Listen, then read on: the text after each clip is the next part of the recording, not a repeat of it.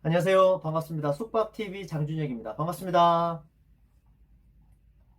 자, 오늘은 어, 미성년자가 모텔에 출입하는 방법에 대해서 한번 말씀드려보겠습니다.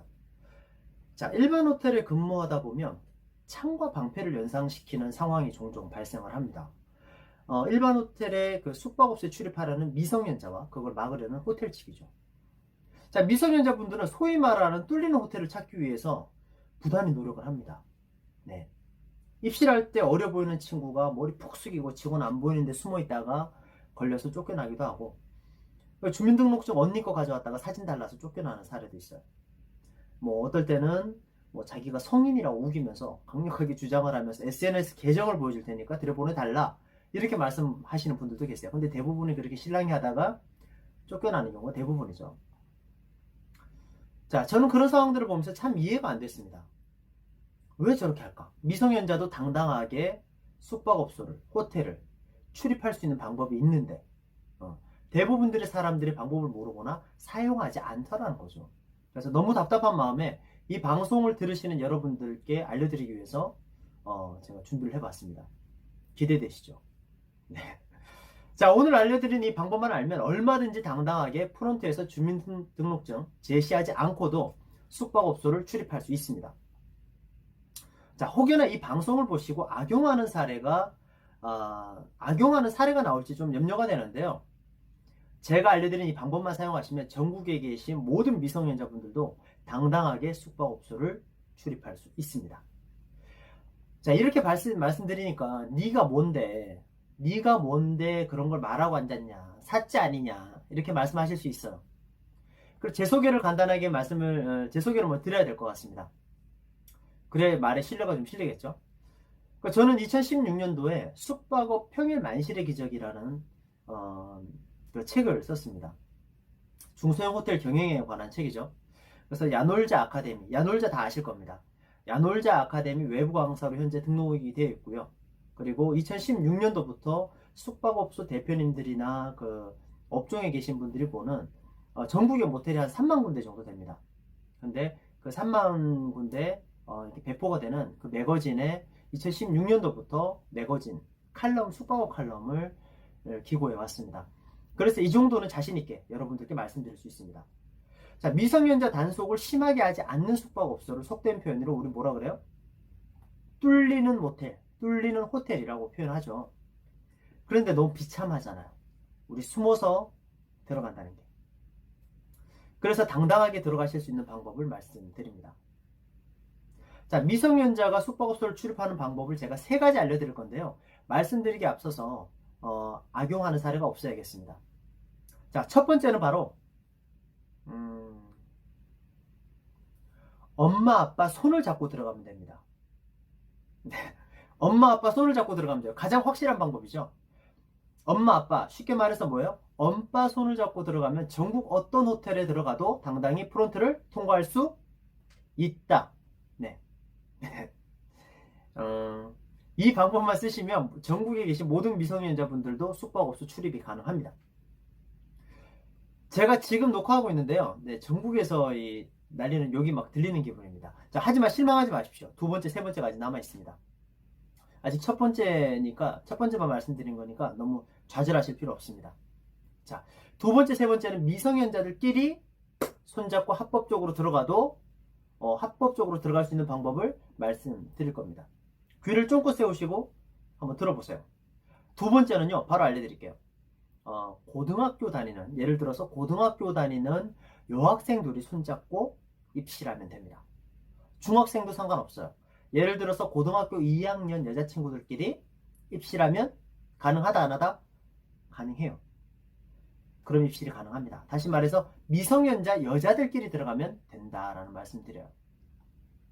자, 그 방법의 단점도 있는데요. 그건 잠시 후에 말씀을 드리겠습니다. 세 번째는 미성년자 남자들끼리 입실하는 방법이에요. 좀 황당하긴 하지만 그게 가능합니다. 자, 그게 가능해라고 역으로 물어보실 수 있는데요. 그게 어떻게 가능하냐라면 제가 말씀드릴게요. 우리나라 청소년 보호법이 이렇게 나와 있습니다. 숙박업소에서 숙박업소에 미성년자가 출입을 못하게 하는 그 근거가 바로 청소년 보호법인데요. 그 청소년 보호에 저촉되기 때문에 못 들어가는 겁니다. 거기에 대해서 잠깐 말씀 한번 드릴게요.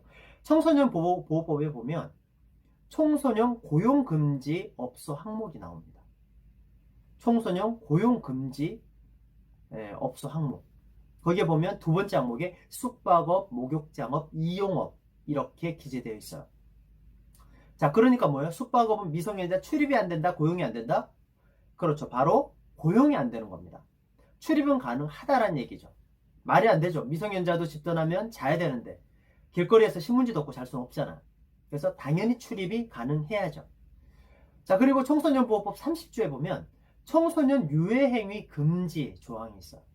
뭐 예를 들어서 청소년에게 술을 팔거나 뭐 마약을 판다든지 하는 그런 행위를 제한해야 되겠죠. 그런 행위를 제한하는 조항입니다. 그 8번째 항목에 보면 8번째 조항에 청소년을 남녀 혼숙하게 하는 등 풍기를 문란하게 하는 등 영업행위를 하거나 이를 목적으로 장소를 제공하는 행위를 금지하고 있습니다. 자, 다시 한번 말씀드릴게요. 청소년을 남녀 혼숙하게 하는, 그러니까 미성년자 출입이 불가한 것이 아니라 미성년자 남녀가 출입하는 것을 막는 겁니다. 동성혼 가능하다 안 하다? 가능하다라는 의미예요. 자, 이제 법은 확인됐으니까 두 번째, 세 번째 방법의 단점을 말씀드릴게요. 미성년자분들이 바보가 아닙니다. 네. 미성년자분들이 넉넉히 남녀가 손잡고 들어갈까요? 아니죠. 어떻게 들어가요? 미성년자가 걸릴 걸 뻔히 알면서 프론트를 그렇게 바보처럼 통과하지 않아요. 대부분 먼저 한 사람이 혼자 온 것처럼 들어갔다가 새벽이나 직원이 감시가 허술한 틈을 타서 두 번째 숨어 들어간다는 얘기입니다. 대부분 그렇게 입시를 해요. 그렇다 보니까 숙박업소 입장에서는 미성년자를 아예 안 받는 거예요. 동성이라 하더라도 아예 안 받는 겁니다. 예를 들어서 생각을 해보세요. 경찰 단속이 떴습니다. 그래서 적발이 됐어요. 아, 우리 원래 하나만 입시를 했는데 막 설명을 한다고 경찰서에서 어떻게 용서를 해줄까요? 그렇지 않죠. 적발을 했는데 객실 안에 미성년자 남녀가 있었다면 그거는 분명히 미성년자 혼숙인 거예요. 적발이 된 겁니다. 그렇기 때문에 숙박업소에서는 미성년자 출입을 시켰다가 단속에 적발되면 몇 달 영업정지를 먹어요. 입지가 좀 괜찮은 일반 호텔은 한 달 매출이 1억이 넘어요. 한 달 매출 1억 정도 되는 숙박업소가 두세 달 영업정지 먹으면 손실이 얼마예요? 그러니까 아예 미성년자를 받지 않는 겁니다. 하지만 법적으로 가능하다 안 하다? 가능하다라고 말씀을 드립니다. 모르셨죠? 자, 그러니까 오늘 말씀드린 내용을 정리를 해보면요. 미성년자가 숙박업소에 출입하는 방법 3가지. 자, 첫 번째는 뭐였어요? 네, 엄마 아빠 손을 잡고 들어가면 된다. 자, 두 번째는 뭐예요? 미성년자 여자분들끼리 들어가면 된다. 세 번째는 뭐예요? 미성년자 남자분들끼리 들어가면 된다라고 말씀드립니다. 근데 아쉽게도 두 번째, 세 번째는 어떻습니까? 숙박업소에서 출입을 막는 경우가 막을 가능성이 아주 높기 때문에 가장 확실한 방법은 엄마 아빠 손을 잡고 들어가면 된다, 이렇게 말씀을 드립니다. 자, 정보반 재미반으로 만들어본 영상인데요. 즐겁게 봐주셨으면 좋겠네요. 자, 오늘은 여기까지 말씀드리겠습니다. 제가 등록한 다른 영상도 한번 보시면요, 재밌고 유용한 정보가 많을 겁니다. 숙박료는 어떻게 결정되는지 궁금하지 않으세요? 그리고 괜찮은 숙박업소를 알아보는 방법이나 제가 방법도 말씀드릴 거고요.